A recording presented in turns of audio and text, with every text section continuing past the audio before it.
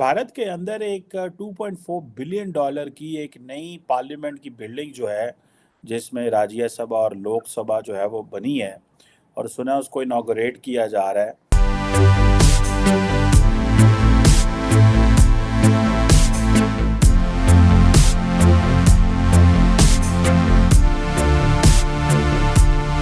हम यहाँ पे अपने जो उनसे बिल्डिंग्स को गिरा रहे हैं, जला रहे हैं, वहाँ पे वो अपने पार्लियामेंट को नया बना रहे हैं, मतलब वो डेवलपमेंट की तरफ जा रहे हैं। अभी पता है 800 करोड़ इंडियन रुपीस उन्होंने न्यू पार्लियामेंट बनाई है। क्या कहना चाहेंगे? लेकिन उनका जो कंसेप्ट है, उनका जो मानना है वो स्ट्रॉन्ग है, बजाय के पाकिस्तान के वो जो कहते हैं वो करते हैं। उन्होंने हर फोरम पे अपने आप को प्रेजेंट किया। थोड़ा सा जो है ना वो देखना पड़ेगा कि इस पॉलिसी के पीछे रैशनल या लॉजिक क्या है। हो रहा है क्या? मोदी के नक्शे पे चल रहे हैं। उनकी मैशियत इनकी स्ट्रांग है, उनके पास पैसा है कि वो उधर लगा रहे हैं। और आपको हमारा पता है कि हमारी मैशियत, हम कशकोल पकड़ के 70 साल से चल रहे हैं। जय हिंद दोस्तों, स्वागत है आपका भारत बुलेटिन चैनल पर। दोस्तों, नए संसद भवन के निर्माण का कार्य एक विशाल प्रयास था। इसने कई प्रमुख निर्माण गतिविधियों को ऑफ साइड भी देखा। इसके अलावा निर्माण में देश भर से प्राप्त सामग्री का उपयोग भी देखा गया। इस तरह से इसने एक भारत श्रेष्ठ भारत की भावना को दर्शाते हुए लोकतंत्र के मंदिर का निर्माण करने के लिए पूरे देश को एक साथ देखा। सरकारी अधिकारियों के अनुसार सागवान की लकड़ी नागपुर महाराष्ट्र से मंगवाई गई थी, जबकि बलुआ पत्थर राजस्थान के सरमथुरा से खरीदा गया था। नई बिल्डिंग में फर्श के लिए कालीन यूपी के मिर्जापुर से मंगवाए गए थे। बांस की लकड़ी का फर्श अगरतला त्रिपुरा से था, जबकि स्टोन जाली वर्क्स राजनगर राजस्थान और नोएडा यूपी से प्राप्त किया गया था। अशोक प्रतीक के निर्माण में प्रयुक्त सामग्री औरंगाबाद महाराष्ट्र और जयपुर राजस्थान से प्राप्त की गई थी। अधिग्रहित कुछ फर्नीचर मुंबई से और लाल ग्रेनाइट लाखा जैसलमेर से प्राप्त किया गया था। अंबाजी सफेद संगमरमर अंबाजी राजस्थान से प्राप्त किया गया था, जबकि केसरिया ग्रीन स्टोन उदयपुर से खरीदा गया था। पत्थर की नक्काशी का काम आबू रोड और उदयपुर से प्राप्त किया गया था और पत्थर का संग्रह कठपुतली राजस्थान से था। इसके अलावा और बहुत सारे सामग्री राज्य के अलग अलग स्थानों से मंगवाए गए थे, मगर पाकिस्तान हमारे नए पार्लियामेंट को देखकर जलकर राख हो गया है। तो चलिए दोस्तों, इस पर हम पाकिस्तान मीडिया का रिएक्शन देखते हैं। और दोस्तों, चैनल को लाइक शेयर एंड सब्सक्राइब करना ना भूलें। धन्यवाद। सर, भारत के अंदर एक 2.4 बिलियन डॉलर की एक नई पार्लियामेंट की बिल्डिंग जो है, जिसमें राज्यसभा और लोकसभा जो है वो बनी है और सुना है उसको इनॉग्रेट किया जा रहा है। अब जो इसमें एक सेंट्रल क्वेश्चन है कि इंडिया के अंदर ये डिस्कशन चल पड़ी है कि हमें ये जो ब्रिटिश कॉलोनियल एरा की बिल्डिंग्स हैं इनको रिकंस्ट्रक्ट करना है और हमें एक इंडिया को नई एक आइडेंटिटी, एक नई शनाख्त जो है वो देनी है। और जितने भी ये जो नई बिल्डिंग है इसके ऊपर Indian culture, Indian tradition, Indian symbols जो है वो जो है वो इसमें सारा हर जगह पे इस्तेमाल किए गए हैं। तो ये जो मेरा ख्याल है जो पिछली बिल्डिंग थी वो तो पुरानी थी, सारी बात है। तो लेकिन वो कह रहे हैं कि हमें एक नई आइडेंटिटी देनी है। इधर पाकिस्तान में भी मैं बात करना चाहता हूँ पार्लियामेंट के ऊपर और यहाँ पे कैसे चीज़ें हो रही हैं और किस तरह हम इसका इस्तेमाल करते हैं। लेकिन पहले सर, ये जो बात इंडिया में की जा रही है, प्राइम मिनिस्टर मोदी की पॉलिटिक्स के इर्द गिर्द घूमती है कि उनकी गवर्नमेंट को उनके इस टेन्योर को 10 ईयर्स हो गए हैं और साथ ही साथ वो इंडिया को एक नई आइडेंटिटी देने की कोशिश कर रहे हैं और ये जो कह रहे हैं कि हमें ब्रिटिश इरा की बिल्डिंग्स ही ख़त्म कर देनी है। So what do you make of this, ये जो माइंडसेट है या ये जो पॉलिटिकल अप्रोच है वहाँ की गवर्नमेंट की? देखें जी, ये जो आइडिया है इसके लिए मज़ीद तफसीलात की ज़रूरत है कि इनफैक्ट जो है गवर्नमेंट की पॉलिसी क्या है।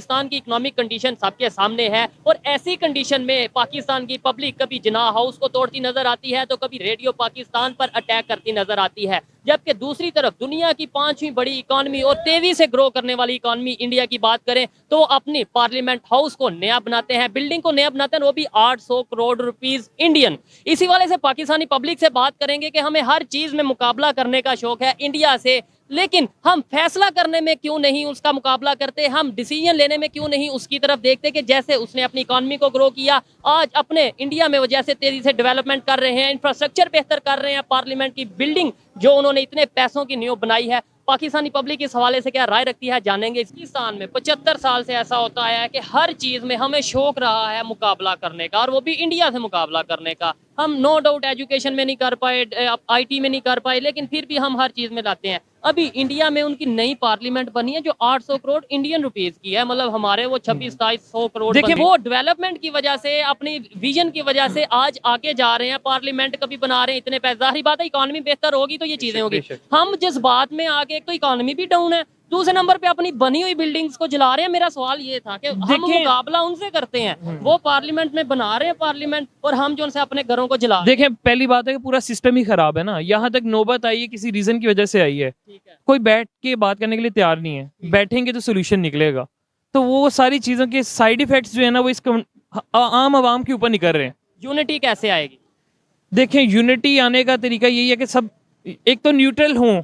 एक को नहीं हम न्यूट्रल कह सकते, न्यूट्रल सबको होना पड़ेगा। लास्ट क्वेश्चन है, हर चीज में जो मुकाबला करते हैं इंडिया का, इवन हर एक चीज में, देखिए, तो हमें इस तरह की चीजों में अफसोस क्यों पता है क्या आपको बताता हूँ, जो यंग यूथ है ना उसको अफसोस ये हो रहा है कि दुनिया बहुत आगे निकल गई है। यही बात है, ये मेरा असल पॉइंट है जिसके ऊपर मैं रोता हूँ कि भाई सिर्फ इंडिया नहीं, इंडिया का नाम इसलिए लिया जाता है कि नेबर है और हर चीज में हमारे पॉलिटिशियन उसे लेके आते हैं, तो क्यों ना हम भी उसे कुछ सीखें। ओवरऑल दुनिया कितनी तेजी से डेवलप कर चुकी है, चाइना हमारे साथ था, हमारे साथ कहाँ चला इंडिया की इतने इतने बच्चों को वो अपने स्कूल्स में सिखाते हैं आपका मुकाबला पाकिस्तान से नहीं है, आपका मुकाबला चाइना से है, क्योंकि वो इकोनॉमी की बात करते हैं। हम लोग अभी भी कहते हैं कि भाई हम किसी एक बंदे ने कोई बात की, हम उसे अल्लाह रसूल के नाम पे कत्ल भी कर देते हैं। यहाँ पे हमारी सोच नहीं डेवलप हो रही ना, हम लोग आगे का नहीं सोच रहे दुनिया कहाँ तक पहुंच गई है। हम इन इशू से निकलेंगे, अपने जो फिरके में बटे हैं या हम अपनी पार्टियों में बटे हैं उससे निकलेंगे तो आप कुछ कर पाएंगे। बहुत शुक्रिया। यहाँ पे भाई खड़े हैं, कश्मीर के हवाले से कोई बात कर रहे थे, क्या आपने बात की? मैंने हल्का सा सुना, पूरा नहीं सुना। नहीं, वो भाई कह रहे थे कि पाकिस्तान की जो अवाम है वो तो लीडरों के पीछे लड़ने चली जाती है, कश्मीर के पीछे लड़ने नहीं जाती। तो मैंने कहा अवाम कश्मीर के पीछे लड़ नहीं सकती, अक्सरी इदारा हमारा जो है पाकिस्तान आर्मी, वो कुछ इस पे रिएक्शन दे, सियासतदान रिएक्शन दे उस पे। उन्होंने कारगिल की वार की, क्या हो गया? कारगिल में जो कुछ हुआ आज तक सबको पता है। हमारा फौजी कितना मरा वापसी पे, किसकी गलती है? किसकी शुगर मिलनी थी? हमारी थी? आपकी थी? मियाँ साहब की थी। क्या करें पाकिस्तान के साथ? मियाँ साहब इस टाइम क्या कर रहे हैं? डॉलर का रेट क्या है? महंगाई कहाँ पे है? इमरान खान का टाइम अच्छा था, मैं जनरल कहता हूँ अच्छा था, कोई डर नहीं, कोई खौफ नहीं मुझे इनसे। जिंदगी में अल्लाह ताला के हाथ में, जो बंदा सच बोलता है उसको जो हटा देते हैं। जुल्फकार भुट्टो के साथ क्या किया इन्होंने? मोहतरमा बेनजीर भुट्टो के साथ क्या किया इन्होंने? कौन सही है? आप तो ये कह रहे हैं बेनजीर भुट्टो साहिबा के साथ क्या किया जुल्फकार के? मैं वो भी तो सच बोलने वाले थे। फातिमा जिन्ना जो कायदे आजम की बहन थी, उन्हें गद्दार कह दिया। आप जिन्ना उसकी बात करना चाह रहे हैं, ठीक, जो भी है, हमारी आवाम के अंदर एक जज्बात है, ठीक है।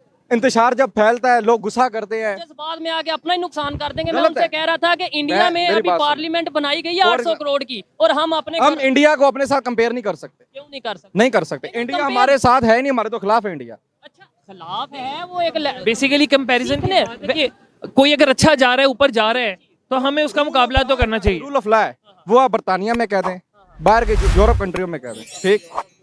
तो यूरोप को क्यों